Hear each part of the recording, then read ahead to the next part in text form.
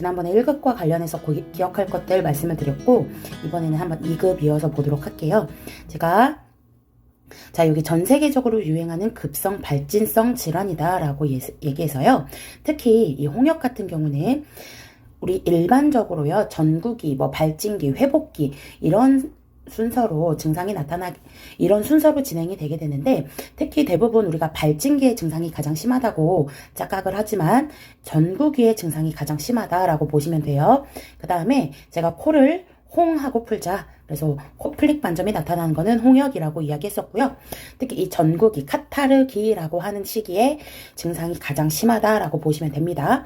그리고요, 이렇게 홍역이 발생했어요. 그러면 이놈은 다 2급에 들어가는 놈들이니까 보고는 24시간 이내에 할 것이고 격리도 필요하죠. 특히 우리 공중보건 쪽에서 학교보건법이라는 내용이 있죠. 거기에서 어떤 내용들이 나오나요? 그렇죠. 특히 학교 등교 거부, 등교를 중지하게 할 수 있는 사람이 누구였어요? 그렇죠. 학교장이었습니다. 교육감도 아니고요. 교육감도 아니고, 지도지사도 아니고, 보건소장도 아니고, 특히 학교장, 등교 거부할 수 있게 하는 사람은 학교장이었던 거 기억하실 거고, 그러면 지역사회에서 이런 감염병, 특히 결핵 같은 감염병 퍼졌을 때 어떻게 신고할 수 있어요? 관할 보건소장님한테 보고하는 것들은 당연히 알고 계셔야 돼요. 감염병 발생했습니다. 지역사회에서 신고는 관할 보건소장님한테 신고를 해주고, 특히 학교 등교 거부와 관련되어서는 학교장님이 중요한 일을 해주시고, 그 다음에 이런 것들도 있었거든요. 학교장님 말고 담임교사는 우리 학생들한테 1차적인 건강과 관련되어 있어서 1차적인 책임이 있는 사람이었었거든요. 그렇죠? 그래서 보건교사가 아니고 이때는 담임교사였던 것도 기억을 해 주셔야 됩니다. 자, 그 다음에요, 우리 홍역, 수두 이런 것들, 특히 소양증이 심하다 보니까 기본간호에서는 보호대와 관련된 것들도 있었거든요. 그죠? 장갑보호대도 있을 수 있고요. 주관절 보호대, 여러 가지 보호대 있었던 거, 내가 기억이 잘 안 난다 하면요, 지금 가서 기본간호 책도 뒤져보고 하셔야 돼요. 자, 나온 김에 그럼 잠깐 해볼까요? 그런 신체대나 보호대, 억제대는 필요시 처방할 수 있었습니까? 없었습니까? 네, 할 수 없었죠. 필요시 처방에 대한 의학용어는 뭐예요? 그렇죠. PRN이었던 것도 기억하실 거예요. 자, 그 다음에 수도 한번 볼게요. 수도 같은 경우는 24시간 내에 반점 생기고요. 수포, 농포, 갑피식으로 빠른 순서로 24시간 이내에 변화가 되는데, 특히 갑피를 형성하면 전염력은 없다라고 보시면 됩니다. 자, 그 다음에 우리 유행성 이하선염이라고 했던 것들 있었죠. 얘는 항아리병이라고도 하고요. 볼거리라고도 하거든요. 자, 그래서 제가 여기에 유행성 이하선염 항아리병이라고도 하는데, 잠깐 공중보건 인구 형태 쪽으로 가서요. 인구 형태가 항아리형이었던 거 어디였었어요? 그렇죠. 우리나라였습니다. 우리나라 같은 경우는 인구 감소형이었다. 인구 감소 항아리형, 별형, 도시형, 농촌형, 표주방형 해가지고 여러 가지들이 있는데요. 그러면 인구 형태 다른 것들 뭐가 있었죠? 그쵸. 개발도상국, 피라미드형, 인구 증가형. 그 다음에요. 개발도상국, 피라미드형, 인구 증가형이었었고요. 그 다음에 선진국은요. 그쵸. 선진국은 종형, 인구 정체형이다 라고 해서, 특히 이거와 우리나라를 많이 헷갈려 하거든요. 그래서 저는 이거 선생님들한테 어떻게 외우라고 했어요? 정체됐다, 정지했으니까 이제 종쳤어 라고 생각하시면 돼요.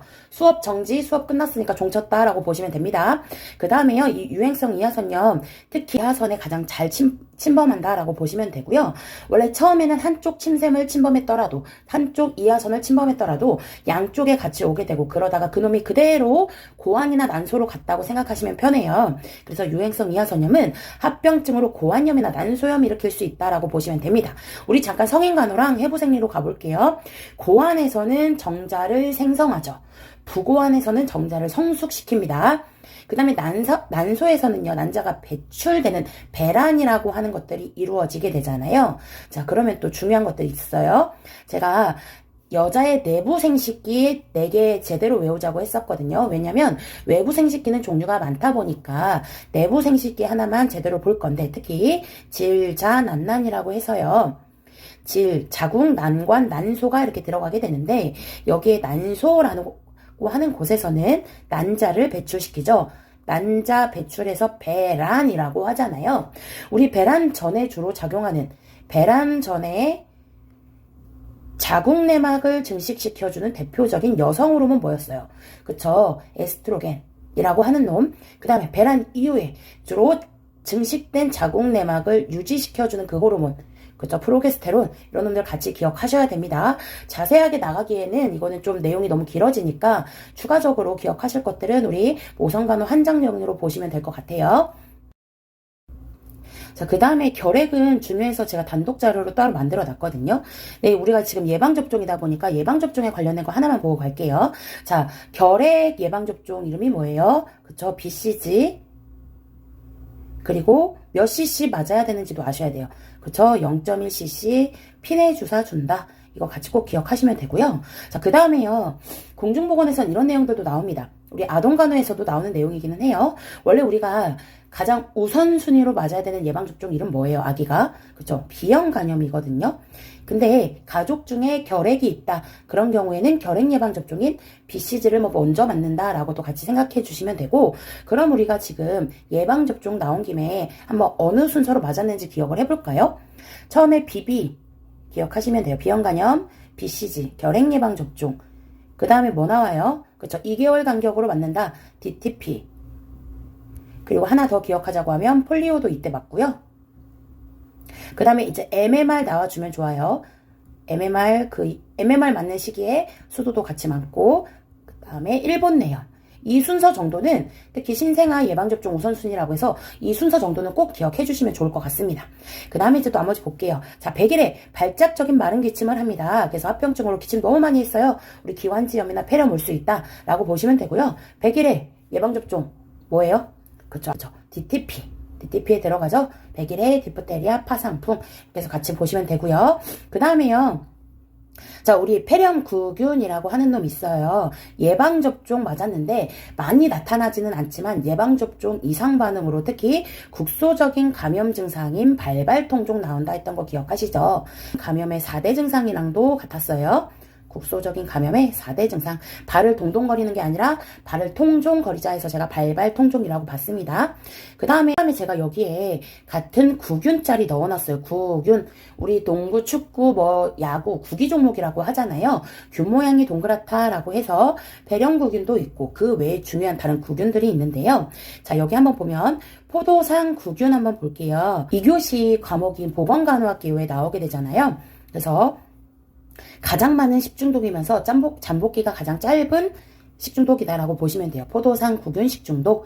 그리고 특히 이놈은 독소형이다. 엔테로톡신이다라고 보시면 되고, 같은 독소형 중에서 포도상 구균 같은 경우는 우리나라에서 가장 많은 식중독, 가장 짧은 잠복기, 같은 독소형 중에서 가장 치사율이 높다 했던 보툴리누스 식중독도 있었습니다. 그 다음에 어떤 식중독들이 있었는지 우리 떠올려 볼게요. 꼭 기억하셔야 되는 거. 테트로도톡신. 테트로도톡신은 뭐예요? 그쵸, 복어독이죠. 복어독의 특징 어디에 많아요? 내장류에 많다. 독이 많다고 얘기했어요. 복어독. 그 다음에 제가 조미료 넣고 버무려 했던 거 기억하십니까? 조개독은 미틸톡신, 버섯, 광대버섯, 무스카린이라고 했고요. 그 다음에 또 뭐 있죠? 감자, 솔라닌 이런 것들 있고, 화학제품들 같은 거, 우리 농약, 살충제 같은 거, 화학식품, 화학제품 통해서 올 수 있는 식중독이다라고 보시면 되고요. 그 다음에 우리 나머지들 또 보도록 할게요. 자, 아까는 포도상 구균이었고 이번엔 연쇄상 구균이에요. 연쇄상 구균 일으키게 하는 거, 특히 성홍열도 연쇄상 구균이 일으킨다. 성홍열은 특징적인 딸기혀가 나타나죠. 구강에 딸기혀가 나타난다. 코플릭 반점 나타나는 건 구강에 좁쌀 같은 코플릭 반점 나타나는 거는 코를 홍하고 푸는 홍역. 혀에 딸기 모양이 보이는 딸기혀라고 하는 거는 성홍열. 특히 얘는 진단하는 테스트 딕 테스트였죠. 같이 기억해 주시면 되고요. 이 연쇄상구균 같은 경우는 산후감염 중에 가장 흔한 자궁내막염 일으키는 균이기도 합니다. 자, 산후감염은 산용열이라고도 했었는데 열이 언제 나서 비정상으로 올 수 있는 거예요? 그쵸? 24시간 이후에 산모에게서 열이 난다. 이때 의심될 수 있는 산후감염, 산용열. 이 중에서도 가장 흔한 자궁내막염을 일으키는 연쇄상 구균 이렇게 같이 보시면 돼요. 그 다음에요. 우리 풍진 같은 경우는 제가 라고 해서 임신 초기 3개월 동에 태반통에 전파된다 하면 거의 풍진이 많아요. 초기 3개월에 태반통에 전파된다는 풍진. 그 다음에요. 4, 5개월 또는 16에서 20주 태반통에 전파된다는 매독이라고 했었죠. 그래서 제가 4급에 넣어놨습니다. 자, 폴리오요. 소아마비라고도 하거든요. 예방주사 이름이 IPV예요. 폴리오는 소아마비라고 하는데 그 외에 여러 가지 마비들 있어요. 특히 편마비와 관련된 거는 기본간호에서 거의 뭐 무조건 나온다고 보시면 좋거든요. 편마비 대상자의 편마비 대상자가 침대에서 누워있을 때 휠체어나 변기되는 위치, 건강한 쪽으로 45도 되는 거 이런 것들이 있고요. 그 다음에 또 뭐가 있을까요? 그쵸?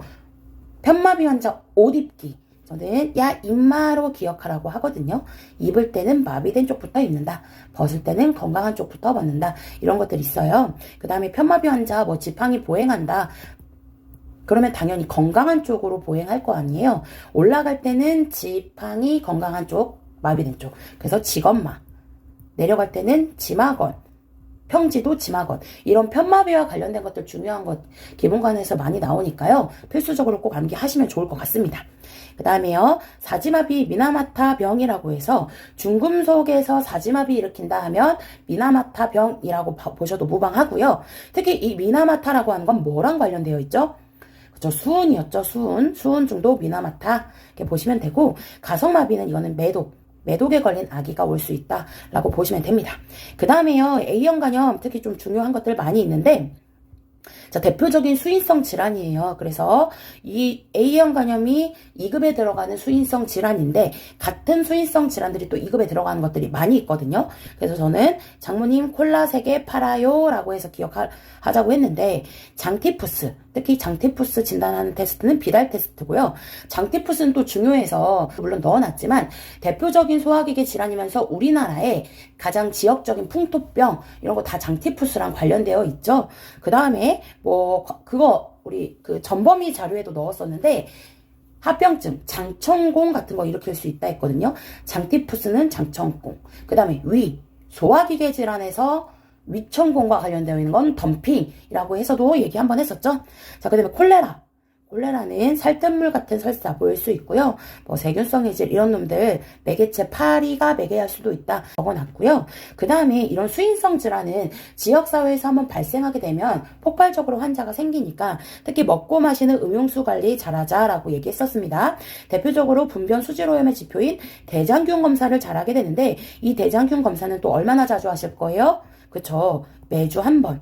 주 1회 한다. 물론 대장균뿐만 아니라요. 색도도 보고 탁도도 보고 채도 이런 기타 등들도 보게 되는데 특히 이 대장균 같은 경우는 균이 한 마리도 검출되지 않아야 한다. 이런 지표들 꼭 기억하셔야 되고 이게 뭔 소린가 하시는 선생님들은 지금 보건간호 자료들이나 아니면 제가 블로그에 올려놓은 요약본들 같은 거 보고 꼭 공부하셔야 될 것 같아요. 자, 그 다음에 그 보건간호학계회에서 밀스라인 K 현상이라고 하는 것도 있는데 그래서 여과지를 써봤더니 수인성 질환이 대폭 감소했더라. 그래서 이 밀스라인 K 현상이 말하는 거는 이런 수인성 질환들과 관련이 있다라고 보시면 됩니다. 그 다음에요. 특히 우리 자비소독 이런 질환들 감염병 환자, 수인성 질환 환자들의 식기류 자비소독으로 하는데요. 어떻게 해야 돼요? 특히 끓인 후 씻는다 하는 것들 꼭 기억하셔야 되겠죠? 끓인 후 씻는다. 자, 저희 그 다음에 한번 상급 보도록 할게요. 상급에 특히 신생아 최우선 예방접종이라고 해서 아까 제가 B형 간염 얘기를 했었죠. 자, B형 간염은 대표적인 혈청성 간염이에요. 수직감염이라고도 하는데 특히 이런 B형 간염, C형 간염, 후천성 면역 결핍증이라고 하는 이런 놈들 같은 경우는 우리 근무자들이 일할 때요. 근무자들이 일할 때 주사기 같은 거 주사기 찔림 조심해야 되고 특히 수혈이나 투석, 모자 간에 전파되는 것들이 많기 때문에 특히 이런 혈청성 전염 같은 경우는 뒤와 같은 이런 내용들 특히 주의해 주죠. 근데 대상자에게서 땀이 나온다고 해서요. 땀. 이런 것들하고는 크게 이런 걸 통해서 전파하지는 않는다라고 보시면 되죠. 자, 그 다음에요. 우리 제가 여기 에이즈 넣어놨는데 이 에이즈 같은 경우 후천성 면역결핍증 저하증 같은 경우는 상급에 들어가요. 상급에 들어가지만 대표적으로 4급에 들어간 STD 성매개 질환에도 들어가니까 같이 꼭 기억해 주셔야 되고 자, 그 다음에요. 우리 일본 내염 같은 거 한번 볼게요. 일본 내염은 모기가 매개하잖아요. 그래서 일본 내염 정확히 하나만 알고 있다면 우리 일본 내염을 필수 예방접종 상급에 들어가는 놈이라고 확실히 알고 있다면 이놈이 모기가 매개하기 때문에 같이 모기가 매개하는 말라리아나 지카 바이러스, 황열, 댕기열 이런 놈들이요 다 상급으로 들어간다고 같이 쉽게 생각할 수가 있습니다. 그 다음에 이런 모기든 뭐든요 위생해충 같은 경우는 한 번에 동시에 초기부터 박멸한다, 구제한다 라고 해서 배우셨을 거고요. 그 다음에 우리 파상풍 한번 볼게요. 파상풍은 뭐 워낙 중요하죠. 특히 경련 유발할 수 있는데 등이 활처럼 굽는다라고 해서 후궁반장 증상이 나타나게 됩니다. 빛에 의해 자극돼서 좀 더 같이 경련 유발하는 개에 물리는 공수병도 우리 같이 상급에 들어간다라고 보시면 됩니다. 파상풍 일으키는 균은요. 특히 공기 없이도 살 수 있는 혐기성 균 일으키게 되는데요. 같이 혐기성 균이 일으키는 보툴리누스 식중독도 제가 여기다가 추가적으로 같이 넣어놨어요. 그 다음에요. 깊고 좁게 찔리는 상처인 자상이 특히 파상풍 일으키는 그 상처 요인하고도 관련이 있다라고 보시면 되고요. 자, 그 다음에 제가 여기엔 넣지 않았지만요. 아동간호에선 그런 얘기도 나오거든요. 신생아 가정분만 시에 오염된 가위로 통해서 제대를 자르거나 할 때 올 수 있는 파상풍 해서 같이 연결시켜서 생각해 볼 수가 있습니다. 그 외에요. 추가적으로 이제 같이 기억하면 좋을 것들을 넣어놨고요. 이번에는 국시에 저희 상반기에 렙토스피라증이 나왔었거든요. 특징적인 그 중요 요인들만 알고 있으면 쉽게 고르셨을 수 있을 것 같아요. 그 다음에 특히 리케차라고 해서 세균과 바이러스의 중간 크기인데 이 리케차에 의해서 오는 놈은 3개밖에 없어요. 발진테푸스, 발진열, 쯔쯔가무시 이놈들도 다 상급에 들어가는 놈이라고 생각하시면 되고요. 에어컨병이다, 냉방병이다 이런 놈 레지오넬라죠 무조건. 자, 그 다음에 4급으로 또 한번 가볼게요. 4급은요. 언제 우리 보고하죠? 그죠? 7일 이내 보고한다. 아, 그 7이 격리의료 폐기물 유효기간과 같다라고 해서 같이 보시면 되고요. 자, 여기에 들어가는 놈 필수 예방접종, 특히 인플루엔자, 사람유주종 바이러스인데요. 인플루엔자 같은 경우는 우리 노인 65세 이상 노인이 매년 예방접종 맞으라고 권고되는 항목이기도 합니다. 우리 노인 나이 몇 살로 정하기로 하셨어요? 그죠? 65세로 정하기로 하셨죠? 65세로 정하기로 했습니다. 그러면 또 우리 이런 내용들이 있잖아요. 2교시 보건간호학 개요 중에서 4대 보험이 뭐예요? 우리나라 4대 보험.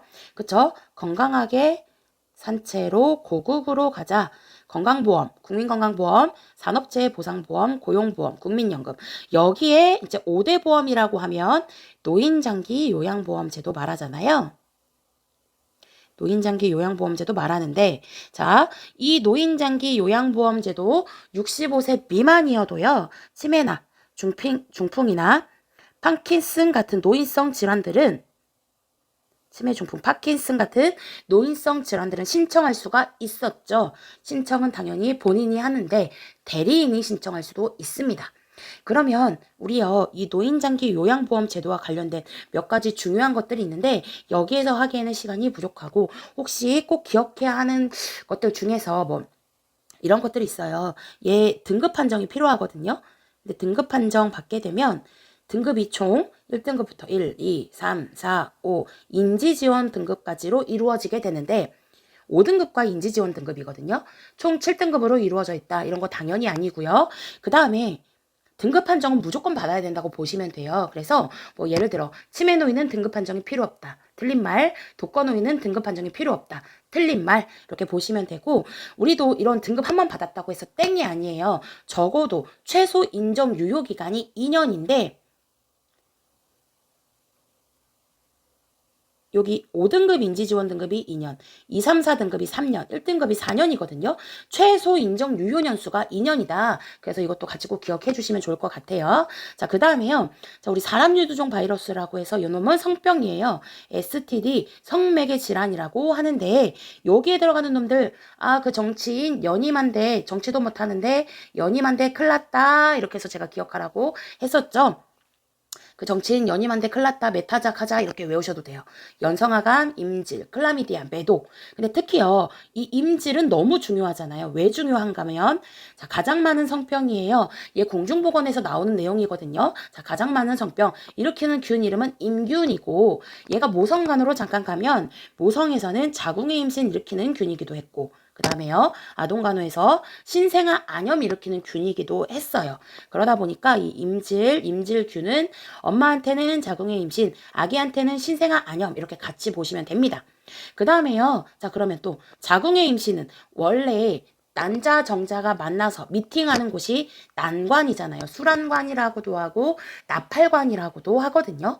거기에서는 정자 난자가 미팅을 하는 건데 거기에 착상을 해버린 거예요. 원래 착상은 자궁에서 해야 하는데 그래서 그게 아이가 자라면서 태아가 자라면서 복강이 빵 하고 터져버렸을 때 올 수 있는 게 배꼽 주변에 피 모이는 거 굴렌징 후 얘기했었죠. 모성 사망의 가장 큰 쇼크와 출혈로 가장 큰 사망이다라고 얘기했었습니다. 그 다음에요. 이 신생아 안염 있을 때 질사는 용액을 넣어주거나 아니면 1% 테트라사이클린 안약을 넣어준다. 이렇게 같이 보시면 되고요. 자, 매독, VDRL 테스트로 확인해 볼 수 있어요. 혈전 검사고 매독 일으키는 균, 트레포네마 팔리듬 균입니다. 그 다음에 제가 아까 3개월 미풍, 약풍, 강풍이라고 해서 3풍, 풍 풍진 같은 경우는 임신 초기 3개월 통해서 태반통에 전파된다. 5개월 태반통에 전파된다는 매독이라고 보시면 돼요. 이게 16에서 20주로 나오기도 하고요. 매독에 걸린 아기 같은 경우는 코가 낮은 안장코, 스누플즈, 가성마비 이런 거 나타날 수 있고요. 치료 가능합니다. 치료 끝날 때까지 성 접촉하지 않고 이런 성매개 질환들 같은 경우는 당연히 파트너가 함께 치료하는 게 중요하게 되겠죠. 그 다음에요. 성매개 질환들도 거의 다 4급에 들어가는데 충 들어가는 놈들도 우리 다 4급에 들어갑니다. 그래서 꼭 기억할 거 간흡충 간디스토마라고 해서 민물고기 생식으로 먹거나 회로 먹었을 때 올 수 있죠. 그래서 강물 이런 거 나오면 이놈이라고 생각하시면 되고요. 중간숙주가 민물고기다. 참게, 참가제 나오는 건 폐흡충. 특히 이 페디스토마 폐흡충 같은 경우는 엑스레이를 찍었더니 뭐와 비슷해요? 그쵸. 폐결핵과 비슷하더라. 같이 기억하시면 되고요. 그 외에 충, 우리나라에서 가장 많은 회충증, 그 다음에 항문 주변에 산란해요. 그러다 보니까 예를 들어 아기가 울면서 똥꼬, 항문 긁으면 요충증을 의심해 볼 수 있었죠. 자, 그래서 선생님들 제가 압축적으로 진짜 꼭 필수적으로 암기해야 하는 것들은 다른 과목들 전 과목 연결시켜서 여기에 넣어놨지만 더 추가하고 싶은 것들도 많았었거든요. 그렇지만 일단은 우리 이 내용만이라도 확실하게 암기하시고 이거와 더 추가적으로 연결시키는 것들은 책도 찾아보시고 공부도 하고 하셔야 됩니다. 오늘은 여기까지 할게요.